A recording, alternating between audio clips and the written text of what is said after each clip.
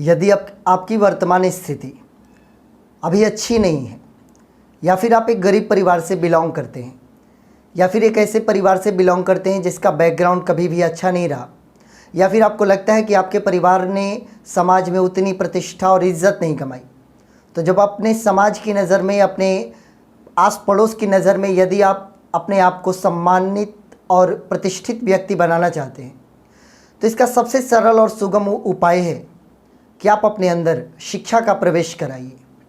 शिक्षा के दरवाजे तक जाइए और शिक्षा को अर्जित कीजिए। और एक बार शिक्षा को अपना बनाकर देखिए, फिर ज़िंदगी कितनी आसान होगी। आपका समाज, आपके आसपास के लोग, सब कोई आपकी प्रतिष्ठा और इज्जत करना प्रारंभ कर देगा। लेकिन एक बार यदि आप शिक्षा से जुड़ गए तो आप ये अवश्य याद रखिएगा कि ये समाज आपसे बहुत सारी उम्मीदें लगा कर रखता है। शिक्षा से जुड़े किसी भी व्यक्ति से किसी भी प्रकार के गलत कार्य की उम्मीद कभी नहीं की जाती। यहाँ तक कि कई बार आपके द्वारा किए गए सही कार्य को भी तोड़ मरोड़ कर ऐसे पेश किया जाता है कि उसे गलत की तरफ प्रमाणित करके आपके नाम को बदनाम किया जा सके। तो आप अवश्य ये बात सोचिए कि जब आपके सही कार्य को भी गलत पेश किया जा सकता है, तो अगर आपने कभी जीवन में गलत कर दिया तो फिर आपको कितनी मुसीबतों का सामना करना पड़ सकता है। तो जब भी आप शिक्षा से जुड़ें तो अपने आप को एक सही व्यक्ति बनाने का प्रयास अवश्य करें। तो आइए, मैं हूं मनोज कुमार और आप देख रहे हैं हमारा चैनल मिस्टर मनोज एंकर। तो आज के खबरों की शुरुआत करते हैं। खबर निश्चित तौर पर अच्छी नहीं है हम तमाम बक्सर ज़िले वासियों के लिए। मैं पूर्ण रूप से ये कह सकता हूं कि हम कोरोना काल के इस दौर में अपने ज़िले को बदतर हालात में जाते हुए देख रहे हैं। हमारी लाख कोशिशें, प्रशासन के लाख प्रयास, हमारी तमाम जागरूकताएं, ये सब इस कोरोना के आगे बेबस सी नज़र आ रही है। 91 था हमारा कुल एक्टिव केसेस की संख्या बक्सर ज़िले में, 129 पहुंच गया, यानी कि 29 नए मामले सामने आए हैं हमारे बक्सर ज़िले में। और बक्सर ज़िले में सबसे ज़्यादा संक्रमित इलाका कोई और नहीं बल्कि हमारा बक्सर बनते जा रहा है। नया भोजपुर से शुरू हुई थी हमारी ये कहानी, और करते करते अब ये पूरे ज़िले को अपने चपेट में ले चुका है। और अभी के समय में सबसे ज़्यादा चपेट में हमारा अपना बक्सर टाउन है। तो ये 29 संक्रमित जो पाए गए हैं, मैं आपको बता दूं कि डीएम आवास के 9 व्यक्ति इसमें पॉजिटिव हैं। डीएम आवास के अलावा केनरा बैंक जो कि जासो में स्थित है, वहाँ पर 2 लोग पॉजिटिव हैं। सिविल लाइन में 2 लोग पॉजिटिव हैं। अंबेडकर चौक से 1 व्यक्ति हैं। वीर कुंवर सिंह कॉलोनी से 1 व्यक्ति हैं। नालबंद टोली से 2 व्यक्ति हैं। सीधनाथ घाट इलाके से 1 व्यक्ति हैं, जबकि दर्जी मोहल्ला से 4 लोग शामिल हैं, जिनमें कुछ टेंट वाले भी हैं। थाना रोड में 1 स्टूडेंट भी पॉजिटिव पाए गए हैं। इसके अतिरिक्त चीनी मिल में 3 लोग हैं और गायत्री नगर मोहल्ले में 1 व्यक्ति को पॉजिटिव पाया गया है। आप गौर कीजिएगा तो ज़िले का और हमारे नगर का हर एक गली धीरे धीरे इसकी चपेट में आने लगा है। और आपने सुना होगा कि एसबीआई की मुख्य शाखा को 2 दिनों के लिए बंद कर दिया गया। एक्चुअली कोरोना का कांटेक्ट एसबीआई के मुख्य शाखा से भी हो गया है। अब आप ये सोचिए कि बैंक्स में भी कोरोना पहुंच रहा है। पुलिस के यहाँ तो पहुंच ही गया। बैंक्स में पैसे की लेन देन के लिए जाना भी यह अब आपके लिए आसान नहीं होगा। आपके लिए ख़तरे से खाली नहीं है कि बैंक के क्राउड में जाकर आप खड़े हों। सिचुएशन बुरी है और इस बुरे हालात में अपने आप को बचाना ही एकमात्र उपाय है। तो एसबीआई की बैंक की शाखा को, मुख्य शाखा को बंद किया गया है बक्सर में। इसके अलावा हमारे बक्सर ज़िले में ये भी कहा गया है ज़िला प्रशासन के द्वारा कि जो भी लोग संक्रमित हो रहे हैं, अगर उनके यहाँ घर पर एकांत में रहने की व्यवस्था है तो वह अपने आप को होम आइसोलेशन पर रख सकते हैं। होम आइसोलेशन का मतलब कि जैसे आपको अलग चिकित्सीय केंद्र पर बंद करके रखा जाता है, वैसे अगर आपके घर पर व्यवस्था है तो आप अपने आप को रख सकते हैं। लेकिन प्रशासन आप पर नज़र रखेगी, आपके बाहर निकलने पर पाबंदी होगी, आप अपने परिवार वालों से भी दूरी बनाए रखेंगे और चिकित्सा आपका चलता रहेगा। होम आइसोलेशन पर अभी हमारे बक्सर में 30 लोग रह रहे हैं और उनकी पूरी निगरानी की जा रही है। ये जो अभी संक्रमण का हालात है, इसको देखते हुए हमारे नीतीश कुमार ने, हमारे मुख्यमंत्री साहब ने पूरे जुलाई को लॉक कर दिया है। कंप्लीट लॉकडाउन हो गया है। हालांकि पहले के लॉकडाउन और इस लॉकडाउन में बहुत सारी अंतर है। अभी हमें बहुत सारे कार्य करने की अनुमति है।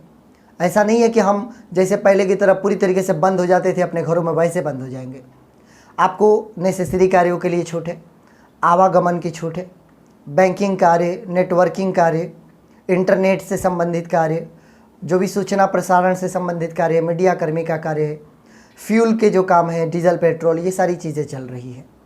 हाँ, आप जब भी बाहर निकले तो आपके बाहर निकलने का उचित कारण होना चाहिए। यदि अनुचित कारण लेकर आप बाहर निकलेंगे, मास्क नहीं लगाएंगे, तो फिर आप पर दंडात्मक कार्रवाई भी की जा सकती है और आपसे जुर्माना भी वसूला जाएगा।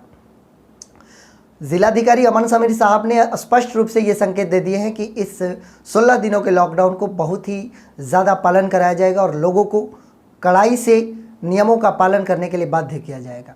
अतः आप इससे पहले कि प्रशासन आपको बाध्य करे, आप स्वयं समझें कि सिचुएशन ख़राब है। आइए अब हम बात कर लेते हैं अपने चैनल के कुछ दर्शकों का। बहुत सारे दर्शकों के अलग अलग तरीके के रिमार्क आते हैं, उनमें से कुछ रिमार्क समझने, कुछ उन लोगों के कमेंट समझने के लायक होते हैं कि अच्छी बातें कह रहे हैं, कुछ से मैं इत्तेफाक नहीं रखता। जैसे कहना है हमारे कुछ दर्शक का कि ये पूरा कोरोना और कुछ नहीं राजनीति है।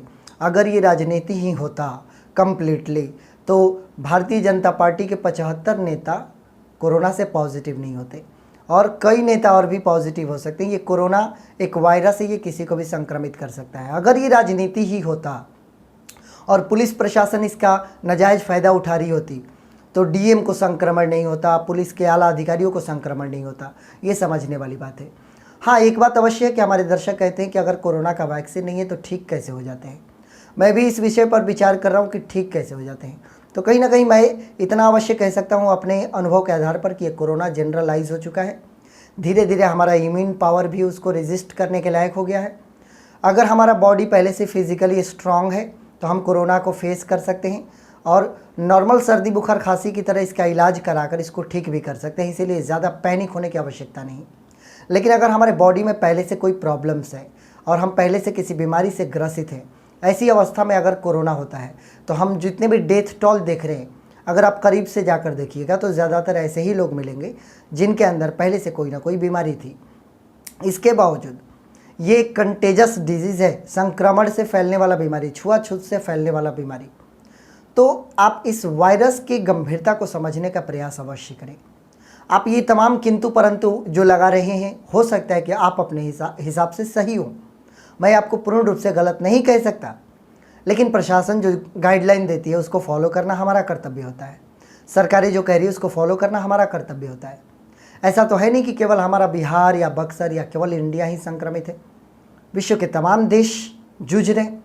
अगर सभी देश केवल इसको घोटाला की तरह इस कोरोना का यूज़ करता और केवल पॉलिटिक्स ही करता तो सारे देश कैसे एक ही साथ एक ही समय पर करते, सोचने वाली बात है। तो कहीं ना कहीं ऐसा है। आप स्थिति की गंभीरता को समझें, आप अपना लॉजिक दें। फ्रीडम ऑफ स्पीच का सबको हकदार है। आपको अधिकार है कि आप अपनी बातों को रखें, शालीनता से रखें और उचित तरीके से रखें और आपकी बात पढ़ी जाएगी, समझी जाएगी और दुनिया के द्वारा देखी जा सकती है। लेकिन साथ ही साथ बक्सर ज़िलेवासियों से मेरी ये अपील होगी कि तमाम इन कोशिशों के बावजूद जो प्रशासन ने गाइडलाइन आपको दिया है उसका पालन अवश्य करें।